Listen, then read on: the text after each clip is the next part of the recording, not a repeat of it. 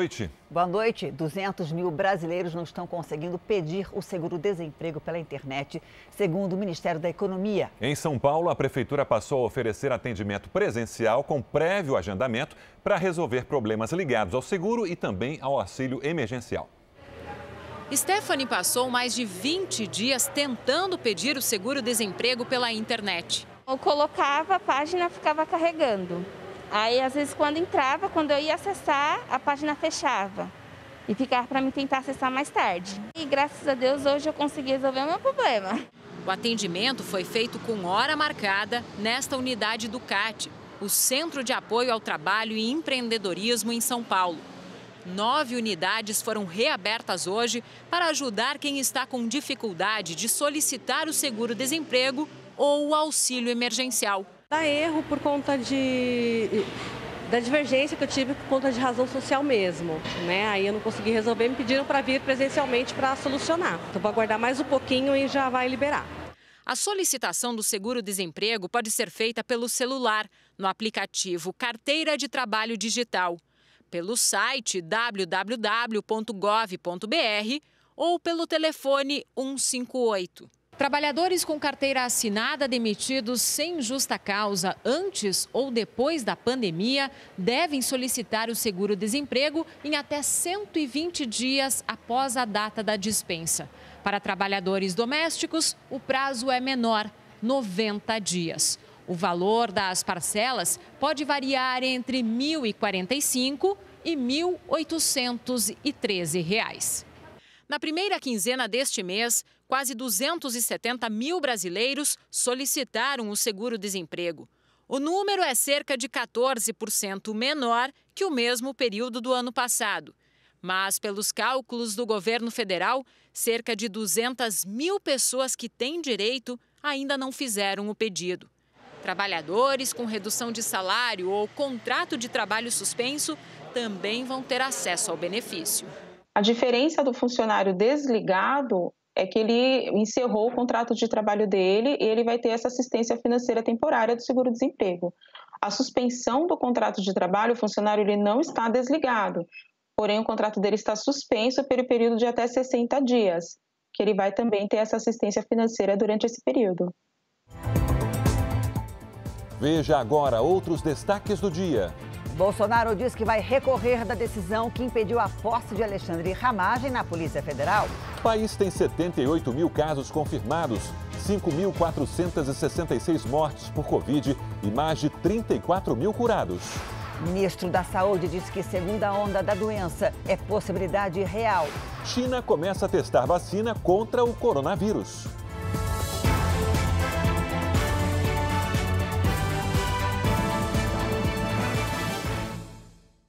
Oferecimento Bradesco, reinventando o futuro ao lado da sua empresa.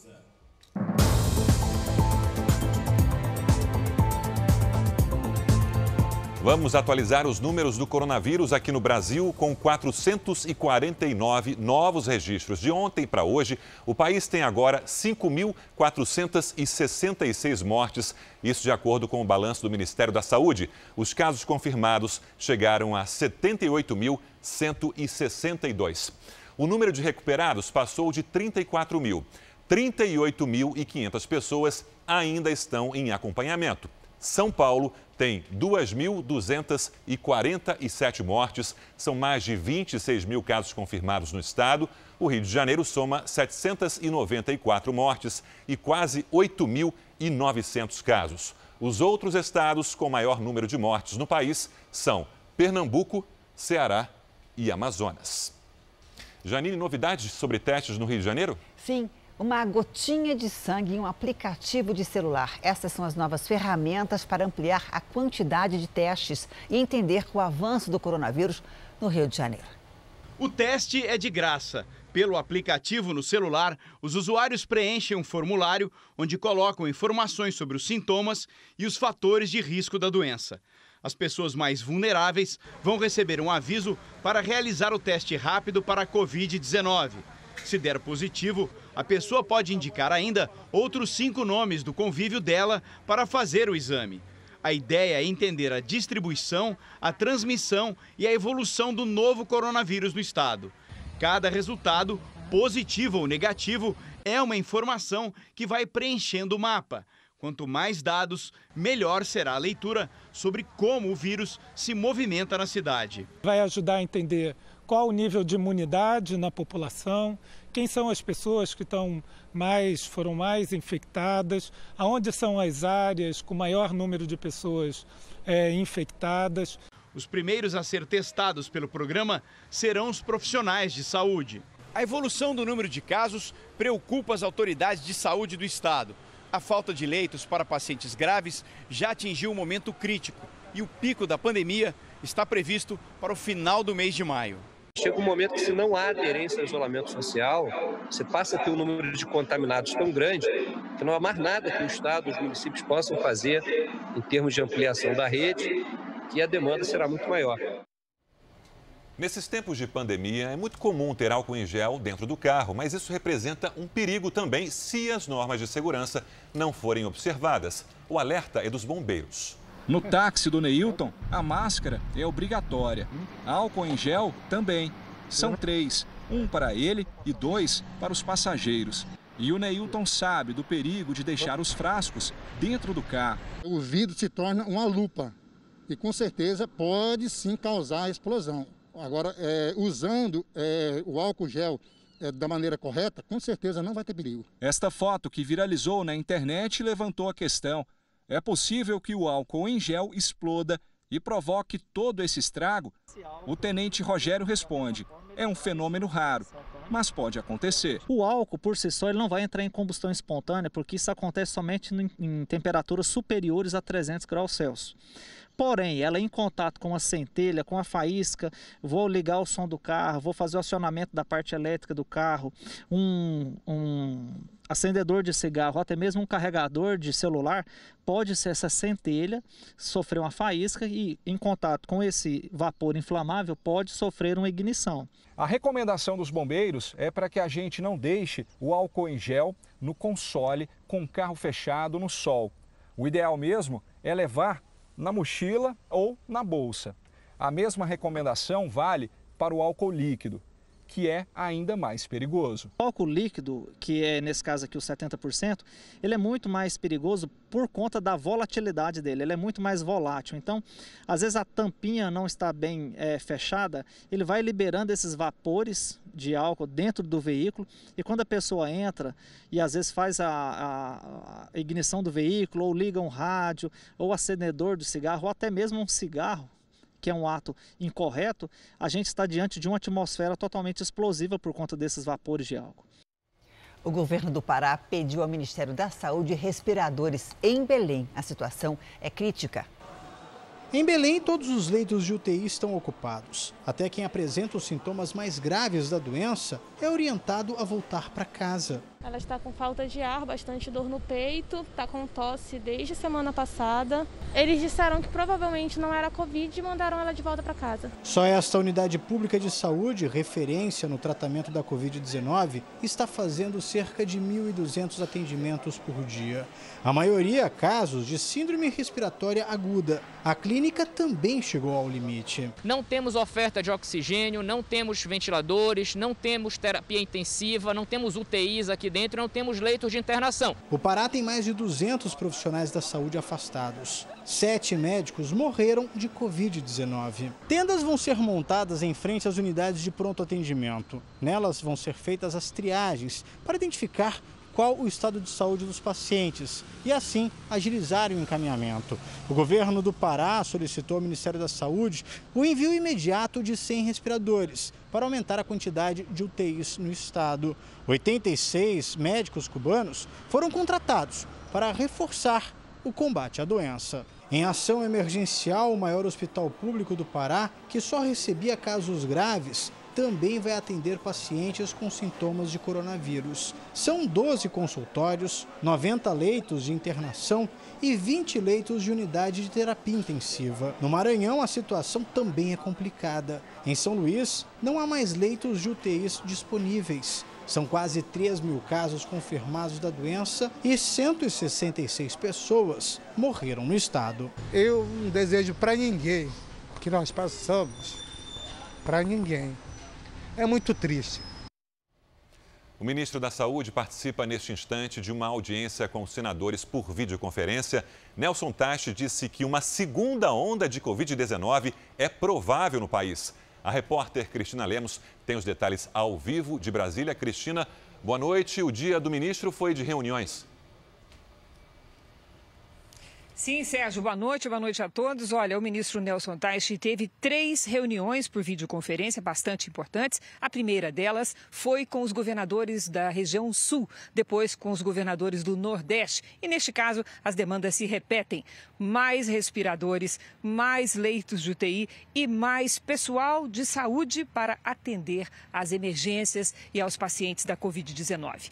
O ministro, neste momento, continua participando de uma audiência por videoconferência com os senadores. Iniciou às 5 da tarde e foram muitas cobranças quanto ao que o governo federal está fazendo para socorrer os estados. O ministro Taixe esclareceu que já foram transferidos aos estados 4 bilhões e 500 milhões de reais. Foram habilitados centenas de leitos de UTI e foram enviados também toneladas de equipamento hospitalar. O ministro foi cobrado sobre quando é que finalmente vai ocorrer o pico da epidemia de coronavírus. O ministro não quis responder essa pergunta, diz que são modelos matemáticos e que ele não vai fazer previsões.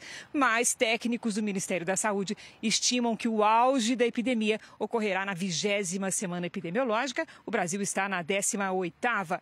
O ministro ainda foi bastante cobrado pelos senadores quanto a um ponto: ser firme sobre defender o distanciamento social para prevenir o contágio do coronavírus. Senadores como Cátia Abreu, Eduardo Braga, Tasso Gereissati disseram o seguinte: de ontem para hoje, somos o 2º país do mundo em número de mortes. O senhor defende ou não o isolamento social? É sim ou não, ministro? Vamos ouvir a resposta. Digamos que a gente vai imunizar 18%, 20%, isso é muito longe dos 60%, 70%, 80%. O que te deixa em alerta para a possibilidade de uma segunda onda. Ela é real. Outro dado importante é, já existem relatos isolados de pessoas que tiveram a doença 2 vezes. O teste para avaliar o soro, o teste da gotinha, ele tem um nível de erro enorme. A sensibilidade dele é baixa, tem teste com 30%. André Mendonça tomou posse hoje em Brasília como novo ministro da Justiça. Na cerimônia, o presidente Jair Bolsonaro falou sobre a relação entre os poderes executivo e judiciário. Jair Bolsonaro começou o dia em um café da manhã com deputados aliados no Palácio da Alvorada. Na saída, ele disse que governadores e prefeitos deveriam ser cobrados pelas mortes em decorrência da Covid-19. Pergunte ao João Dória, ao senhor João Dória, ao senhor Covas, de o porquê terem tomado medidas tão restritivas que eliminou mais de 1 milhão de empregos em São Paulo, continua morrendo gente. Em São Paulo, o governador João Dória reagiu. Pare, presidente, com esta política da perversidade. Pare de atrapalhar quem está lutando para salvar vidas. Pare de fazer política em meio a um país que chora mortes e infectados. À tarde, Jair Bolsonaro deu posse ao novo advogado-geral da União, José Levi, e a André Mendonça.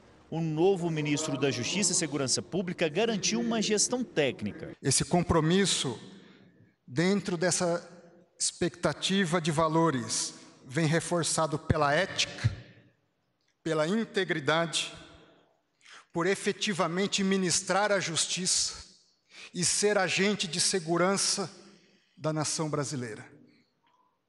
Na prática, com uma atuação técnica, imparcial e sempre disposta a prestar contas. Jair Bolsonaro brincou com o ministro. Esse pequeno, grande homem, de um cérebro, de uma mente invejável. Muito obrigado por existir, meu prezado, depois da Damares, terrivelmente evangélico. Em seguida, Jair Bolsonaro falou sobre a convivência com o Poder Judiciário. Disse que respeita as decisões e leu 2 artigos da Constituição que falam sobre a independência entre os poderes para reclamar de interferência. O presidente voltou a dizer que conheceu Alexandre Ramagem após as eleições e que espera dar posse ao delegado como diretor-geral da Polícia Federal. O senhor Ramagem, que tomaria posse hoje, foi impedido por uma decisão monocrática de um ministro do Supremo Tribunal Federal.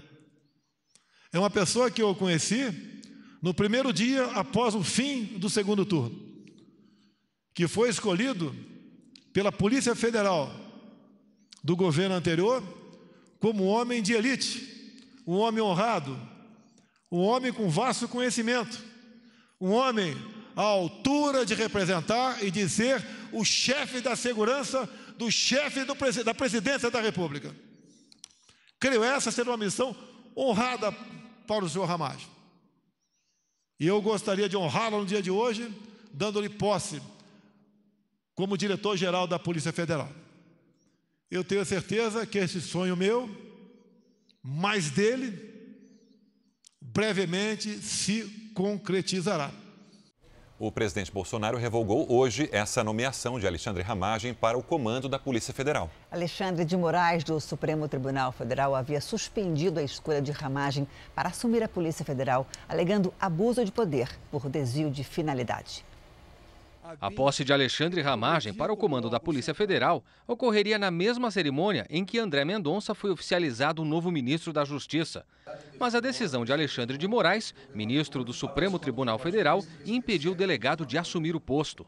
Moraes atendeu ao pedido do PDT, que alegou suposta intenção do presidente Jair Bolsonaro de aparelhamento particular da Polícia Federal, ao nomear um amigo da família para o cargo. Na decisão, o ministro afirma que apresenta-se viável a ocorrência de desvio de finalidade do ato presidencial de nomeação do diretor da Polícia Federal, em inobservância aos princípios constitucionais da impessoalidade, da moralidade e do interesse público. Segundo Moraes, durante a última coletiva como ministro da Justiça, Sérgio Moro afirmou que Bolsonaro nomeou Alexandre Ramagem para que pudesse ter interferência política na instituição, no sentido de ter uma pessoa do contato pessoal dele, que pudesse ligar, colher informações, colher relatórios de inteligência. O ministro justifica na decisão as palavras de Bolsonaro durante o pronunciamento que ocorreu depois da saída de Moro, em que Bolsonaro disse que, por não possuir informações da Polícia Federal, precisaria todo dia ter um relatório do que aconteceu, em especial nas últimas 24 horas. A decisão já era esperada por uma ala do governo. Assessores próximos de Bolsonaro tentaram preveni-lo de que a escolha de Ramagem sofreria críticas e se tornaria um telhado de vidro para o Planalto. Para evitar mais desgaste e um possível embate com a STF, Bolsonaro revogou a nomeação do delegado em edição extra do Diário Oficial. A Advocacia Geral da União afirmou que não pretende recorrer da decisão de Moraes. O presidente contrariou a AGU e afirmou que vai recorrer para nomear Ramagem. Parte da polêmica em torno da nomeação de Alexandre Ramagem para a direção da Polícia Federal gira em torno de uma suposta intenção do presidente Bolsonaro de interferir nas investigações da PF. Para a Federação Nacional dos Policiais Federais e um ex-presidente da República ouvidos pelo Jornal da Record, esse risco não existe. O ex-presidente Michel Temer defende que cabe a Jair Bolsonaro indicar o nome que vai comandar a Polícia Federal. O presidente da República tem o direito de nomear, legalmente estabelecido, não só pela Constituição, porque ele fala muito na lei, mas a própria Constituição estabelece que o presidente da República nomeia os cargos da administração pública federal, né? Como também por lei. Por lei, ele pode, a lei, desdobrando esse dispositivo constitucional, estabelece que ele é quem nomeia o diretor da Polícia Federal. Agora, nós precisamos saber que no Brasil nós temos instituições. Quando há uma dúvida em relação a um ato qualquer, especialmente executivo, quem seja, o caminho é o judiciário. E foi o que se fez. Temer diz que, na época em que foi presidente, o Gabinete de Segurança Institucional reunia informações do Exército, da Marinha, da Aeronáutica, da ABIN e também da Polícia Federal para a condução do país. E que interferir numa investigação não é tão simples assim. Você sabe que está no Código de Processo Penal, há um dispositivo que diz que o inquérito policial da Polícia Penal é sigiloso. E é sigiloso em favor da investigação, e do investigador, portanto, e do investigado. Porque se a todo momento vier à luz o que está sendo investigado, o próprio investigado poderá, digamos, tomar providências acauteladoras, né? Então, por isso que a lei determina o sigilo. Além de falar sobre a relação do presidente com a Polícia Federal, Temer elogiou os nomes indicados por Bolsonaro para o Ministério da Justiça, André Mendonça, e a Advocacia Geral da União, José Levi. Já a Federação Nacional dos Policiais Federais declarou que segue firme em sua posição de apoiar Alexandre Ramagem como um bom nome para a PF. A federação afirmou também que permanece na defesa pela independência e autonomia investigativa da corporação. Vamos agora com a opinião do jornalista Augusto Nunes. Oi, Augusto, boa noite para você. Boa noite, Janine, Sérgio, boa noite a você que nos acompanha. Ao suspender a nomeação de Alexandre Ramagem para a Direção-Geral da Polícia Federal, o ministro Alexandre de Moraes produziu uma zona de sombra nas fronteiras que demarcam as atribuições dos três poderes. Segundo a lei, cabe ao chefe do Poder Executivo indicar o diretor-geral da PF. Pode o Judiciário vetar o nome indicado em atendimento a uma ação judicial movida por integrantes do Legislativo? Qualquer deputado pode, evidentemente, discordar das escolhas de Jair Bolsonaro, mas não tem o direito de impedir que o presidente da República eleito escolha quem quiser. Também é normal que um ministro do Supremo Tribunal Federal considere alguma indicação equivocada ou inadequada, mas só pode sustá-la se estiver amparado em restrições legais. É improvável que essas restrições existam, já que Ramagem ocupava um cargo de comando na Agência Brasileira de Inteligência, a ABIN. Invocar as estreitas relações de amizade entre o nomeado e o presidente pode abrir um precedente perigoso. Muitos deputados e senadores estariam proibidos de assumir qualquer posto no Executivo. E não custa lembrar que foi graças a essas ligações que muitos ministros chegaram ao Supremo. A quarta vacina contra o coronavírus produzida na China começou a ser testada em humanos. O grupo que controla as pesquisas construiu em Pequim a maior oficina de vacinas do mundo e tem capacidade para produzir 100 milhões de doses por ano. Já foram investidos mais de 700 milhões de reais. Na Austrália, testes de uma vacina mostraram resultados promissores contra a Covid-19. Os cientistas da Universidade de Queensland descobriram que ela provoca um aumento no nível de anticorpos capaz de neutralizar o vírus. Os Estados Unidos estudam montar uma estrutura para fabricar a vacina contra o coronavírus assim que ela for descoberta. Boa noite, Evelyn Bastos. E como é que seria esse projeto? Oi, Janine, muito boa noite para você, boa noite a todos. Seria um plano com o objetivo de fabricar centenas de milhões de doses de vacinas que podem ser disponibilizadas para os americanos até o final do ano. Segundo um alto funcionário do governo, a ideia seria deixar o projeto pronto para quando uma vacina for aprovada. Hoje, no Texas, cientistas anunciaram que vão começar os testes clínicos de uma vacina contra a tuberculose que pode funcionar contra a Covid-19. Ela ajudaria a melhorar o sistema imunológico. A pandemia continua afetando a economia americana, que encolheu pela primeira vez em 6 anos. O PIB caiu 4,8% neste primeiro trimestre em relação ao mesmo período do ano passado. Para o Banco Central, a economia só vai começar a dar sinais de melhora em julho. Hoje, no fim da tarde, o presidente Donald Trump se reuniu com líderes da indústria para discutir um plano de reabertura nacional. Eu volto com vocês, Janine e Sérgio. Obrigada, Evelyn. Boa noite para você. Ainda nos Estados Unidos, um estudo divulgado hoje revela que o medicamento Remdesivir, usado no tratamento contra o ebola, pode ter um efeito importante na recuperação de pacientes com a Covid-19. O uso emergencial pode ser autorizado ainda hoje. Estudos preliminares mostraram que o uso de Remdesivir acelerou a recuperação de pacientes internados com o novo coronavírus. Há agora uma nova pesquisa foi feita com 400 pessoas internadas em estado grave. Segundo a farmacêutica norte-americana Gilead Sciences, os dados são positivos e mais da metade dos pacientes recebeu alta hospitalar no 14º dia de tratamento. O mesmo período levado, em média, para a recuperação de pacientes com sintomas mais leves. A notícia fez as bolsas americanas subirem nesta quarta-feira. A Organização Mundial da Saúde disse que ainda é muito cedo para comentar os resultados do estudo. Segundo a equipe técnica da OMS, ainda é preciso analisar as evidências de vários outros estudos sobre o Remdesivir, para então determinar a eficácia no tratamento para a Covid-19. Outro estudo divulgado hoje mostra que pacientes tratados com a droga na China não apresentaram melhora mais rápida do que os que receberam placebo. Na Casa Branca, ao lado do presidente Donald Trump, o médico que lidera a força-tarefa no combate à pandemia, Anthony Fauci, explica que o Remdesivir bloqueia uma enzima usada pelo vírus para se replicar. Mas, segundo ele, muitas outras drogas podem ser usadas para a mesma função. Fauci diz que à medida que o estudo passar por revisão e mais detalhes forem descobertos, o tratamento deve ficar cada vez melhor. Aqui no Brasil, o estado de calamidade pública permite que os governos comprem equipamentos e produtos médicos sem licitação. Em alguns estados já surgem denúncias de irregularidades.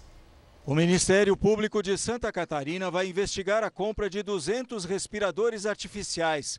O estado pagou 33 milhões de reais adiantados. Os aparelhos deveriam ter sido entregues no início de abril, mas não chegaram. O negócio foi intermediado pela distribuidora VeigaMed, que deveria funcionar neste endereço na Baixada Fluminense, no Rio. Procuramos um representante, mas não havia ninguém que pudesse responder pela empresa. Passado o prazo, a distribuidora prometeu ao governo entregar os respiradores em junho, com uma configuração inferior à que foi contratada. De acordo com a denúncia, o Estado pagou o dobro do preço de mercado. O negócio teria sido fechado de forma surpreendentemente rápida. A tramitação do processo começou na manhã do dia 26 de março e, após 5 horas, a escolha da empresa fornecedora já estava registrada no sistema do governo. O pagamento foi feito 5 dias depois. O que mais chamou a atenção do Ministério Público foi, em primeiro lugar, a falta de transparência nesse processo e, sobretudo, a ausência de garantias. O Tribunal de Contas do Estado também afirma que há indícios de superfaturamento. O governo de Santa Catarina afastou uma servidora responsável pela compra e uma sindicância interna foi aberta. As razões pelas quais essa compra, entendo ali algumas impropriedades no seu procedimento, elas terão que ser esclarecidas através de uma investigação adequada pelos órgãos competentes para que traga à luz todo esse procedimento. Em meio à pandemia, os preços de respiradores têm variado bastante. Segundo especialistas, fornecedores fazem uma espécie de leilão dos produtos. Isso sem contar as fraudes. A Prefeitura de Rondonópolis, em Mato Grosso, foi vítima de um golpe. Adquiriu 22 respiradores de uma empresa de Palmas, no Tocantins. Mas, ao receber o material, descobriu que eram falsos. Infelizmente, nós não recebemos os respiradores, que para nós era o mais importante de tudo isso. Veja daqui a pouco a crise de saúde dos enterros em Manaus. E a recuperação de 6 mil pessoas num único dia na Espanha.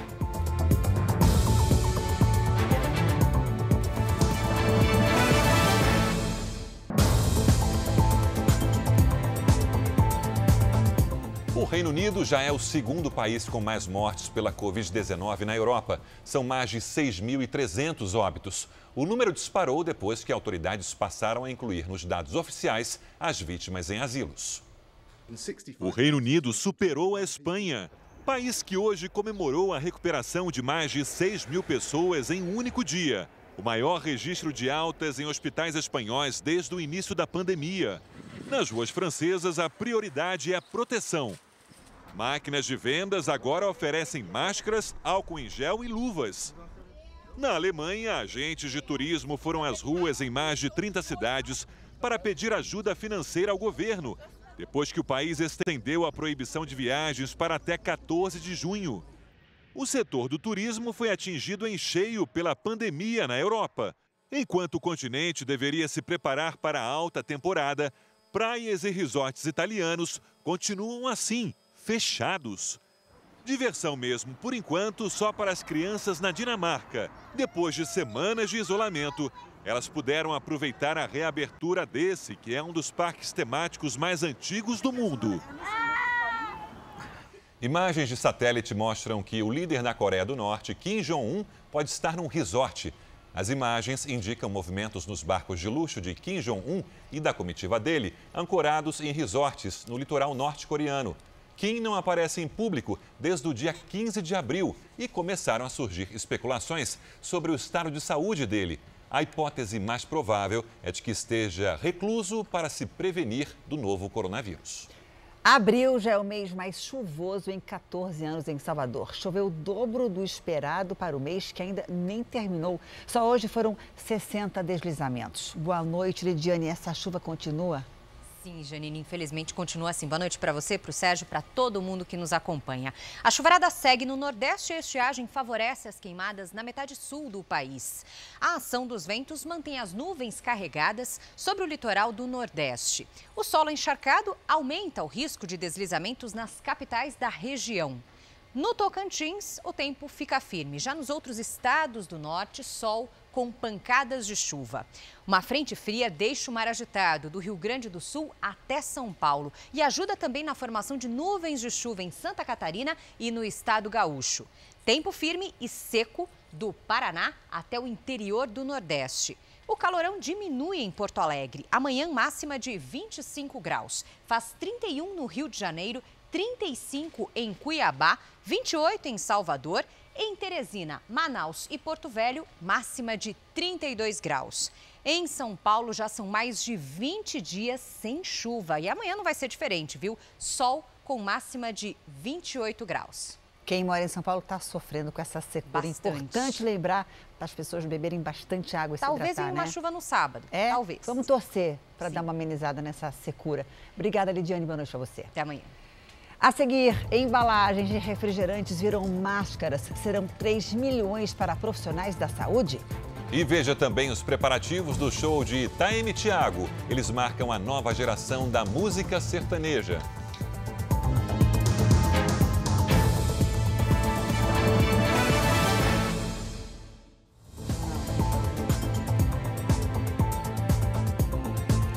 O coronavírus está avançando no sul da Bahia. Depois de Salvador, Itabuna e Ilhéus concentram o maior número de casos no estado.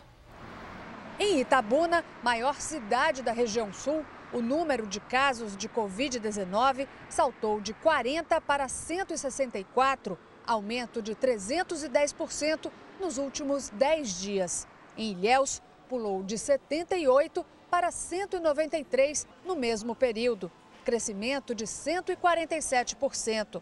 Os dois municípios juntos somam 7 mortes. A maior preocupação agora é com a limitação dos hospitais nessas cidades. Segundo a Secretaria de Saúde da Bahia, existem apenas 16 leitos de UTI para tratamento da Covid-19 em toda a região sul.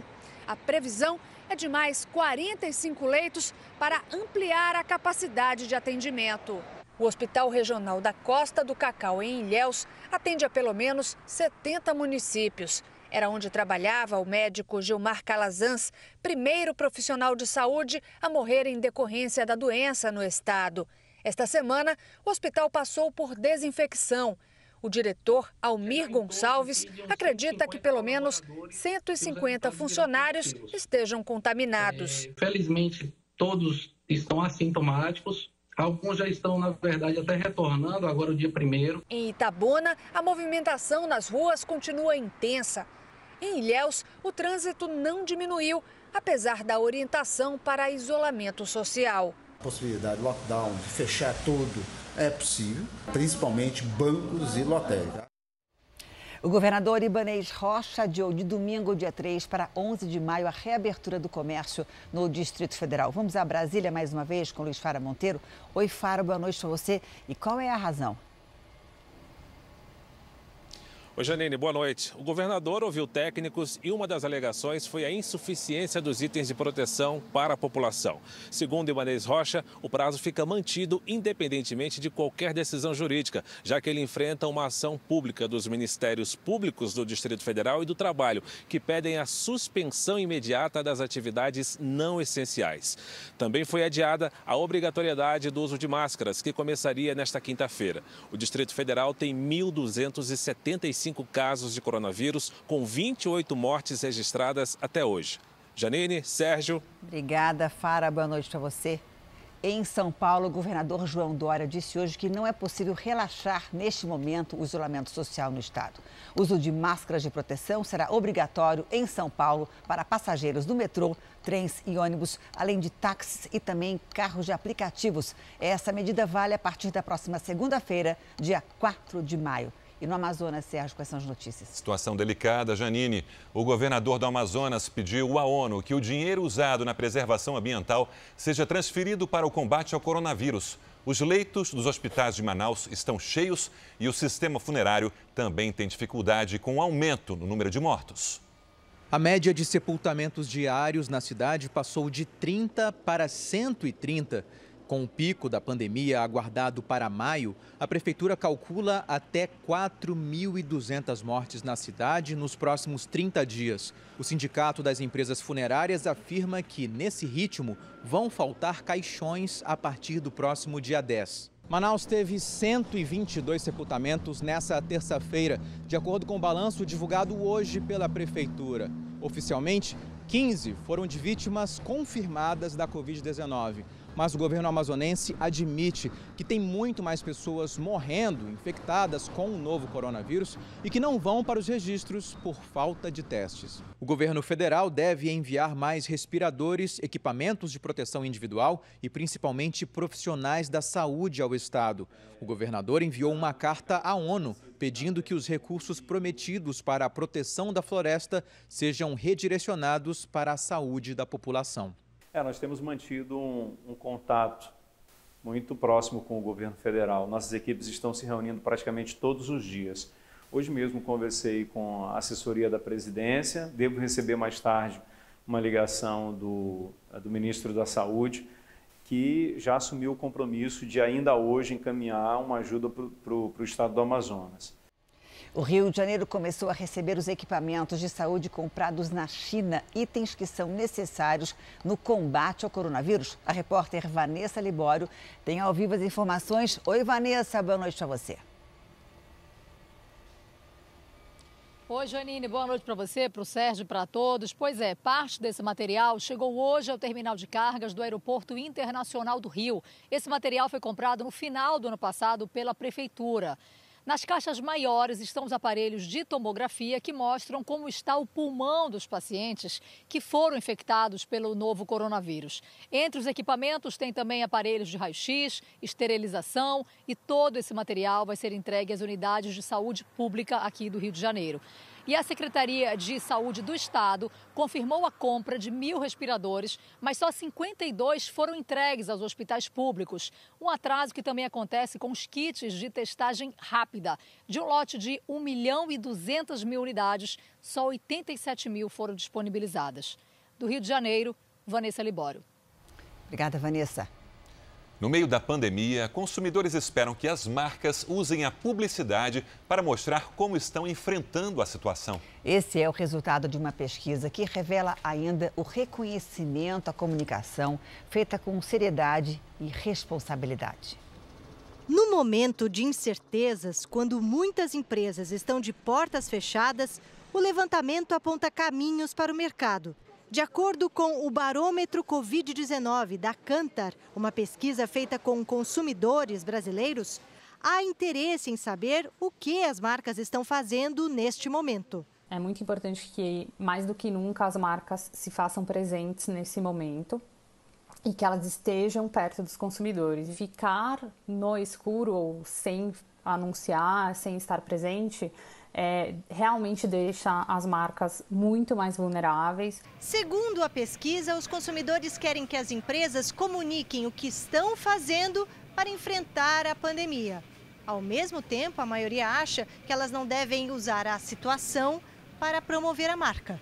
Marcos Quintela, que comanda a maior agência de publicidade do Brasil, alerta que neste período a comunicação não pode ser a mesma. Elas devem se comunicar de uma maneira diferente, de uma maneira não só com o seu público, mas também com uma mensagem diferente. Além de muito otimismo, essa marca tem que ficar mais próxima do seu consumidor de todas as maneiras possíveis que ela pode tentar fazer no momento onde a pessoa está mais preocupada com o final do dia do que com o final do mês. Ele reforça ainda que na quarentena, quando a maioria das pessoas está em casa, o interesse pela informação é ainda maior.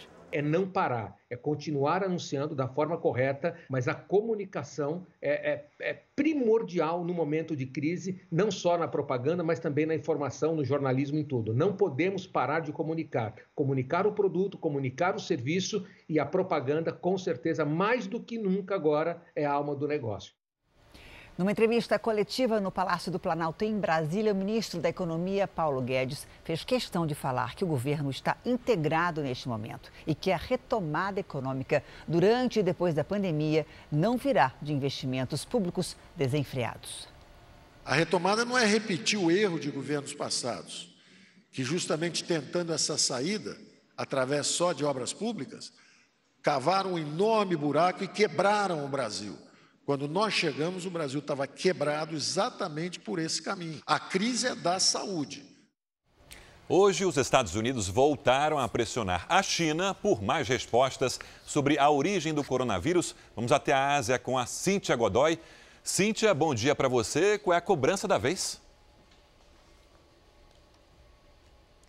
Boa noite, Sérgio. Olha, o secretário de Estado americano disse que os laboratórios de Wuhan, epicentro da doença, podem estar mentindo sobre o surgimento do vírus e pediu que especialistas americanos tenham acesso aos locais. O presidente Donald Trump voltou a dizer hoje que o serviço de inteligência continua investigando como a China administrou a disseminação do vírus. E na Coreia do Sul, a pandemia continua dando sinais de que está sob controle. Apenas 9 casos foram registrados nas últimas 24 horas. Já o Japão segue na luta contra a Covid-19. A prefeitura aqui de Tóquio pediu que o governo federal estenda o estado de emergência. E agora, até o primeiro-ministro Shinzo Abe admitiu que é possível que as Olimpíadas não aconteçam nem no ano que vem. Sérgio, Janine. Tomara que não, Cíntia. Até amanhã. Na sexta-feira, dia 1º de maio, tem live show no R7 nas redes sociais do portal com a dupla sertaneja Taeme e Thiago. O repertório terá músicas de toda a carreira, incluindo sucessos atuais. Eles fazem sucesso em todo o Brasil. Senão a casa cai pra todo mundo. A dupla Taeme e Thiago é a cara e a voz de uma nova geração da música sertaneja. Se der um sorriso não vou resistir, só vou ficar dizendo te quero pra mim. E me esperou, que tava com saudade, amor. Eles estão na estrada há 9 anos e agora encaram uma fase diferente que, bem sabemos, é temporária. Sem poder fazer shows como de costume e sem conseguir ficar longe da música e dos fãs, eles vão de live. Esse show vai ser transmitido pelo R7 nesta sexta-feira, às 2 da tarde. Bom, e para nós começarmos a aquecer um pouco mais essa live, nada melhor do que conversarmos aqui com a dupla, Taeme e Thiago, que estão ali, ó, bonitinho. Infelizmente a gente não pode ficar pertinho, bater um papo. Como é que vocês estão com esses preparativos? Como é que é essa história de fazer uma live? Um show bem diferente, né? Vai ser o show mais diferente que a gente vai fazer na vida. Com certeza. Eu acho que um dos mais longos também, né? Muito provavelmente. E talvez um dos mais especiais também, né? Não deixa de ser muito especial pelo momento que a gente está vivendo e a saudade que a gente está de cantar também, né? Eles confessam, a live tem dado à dupla aquela dose de emoção que todo artista precisa. É a energia que vem do público, mesmo que ele não esteja assim tão perto. Todos falam a mesma coisa, que depois de umas 5 músicas que começa a se soltar mais. Porque é algo assim, a gente está acostumado a cantar para o público. E é algo bem intimista, né? Algo que intimida a gente também, né? E já que estamos com a dupla, vamos de música. Vocês não podem cantar um pouquinho, não? Com certeza, claro. Fábio. Vamos lá. Eu tô aqui testando e você na pior. Ai que dó, ai que dó. Se hoje vive chorando, lembrando de nós, ai que dó. Uma das maiores fornecedoras de bebida do mundo aumentou a corrente de solidariedade que se formou para amenizar o sofrimento provocado pelo coronavírus. A empresa fez uma grande doação de máscaras e álcool em gel a profissionais da saúde que estão na linha de frente dessa luta.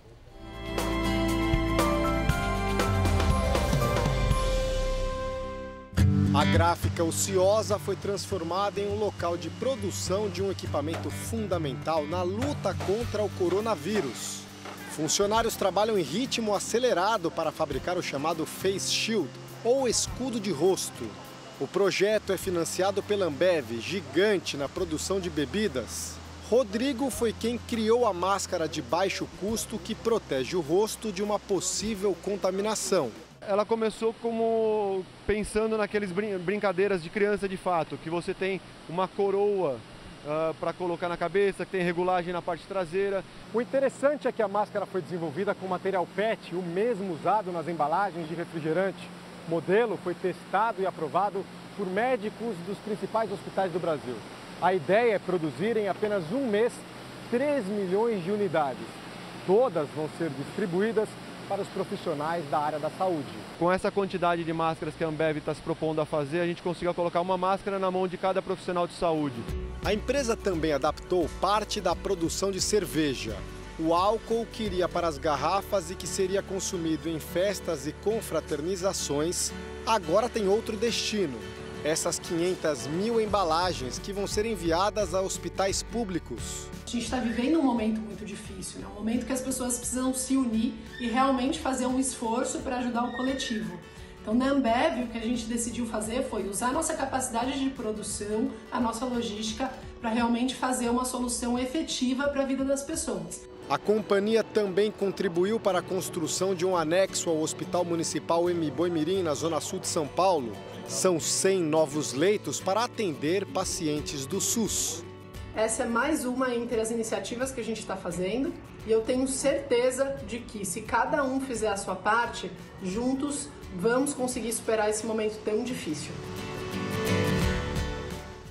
O Jornal da Record termina aqui. A edição de hoje na íntegra e também a nossa versão em podcast estão no Play Plus e em todas as nossas plataformas digitais. Logo mais às 10h30 da noite tem a final do programa The Four com a Xuxa Meneghel. E à 00:30 tem mais Jornal da Record. Fica agora com a novela Apocalipse. Boa noite, se cuida. E a gente se vê amanhã. Boa noite e até amanhã.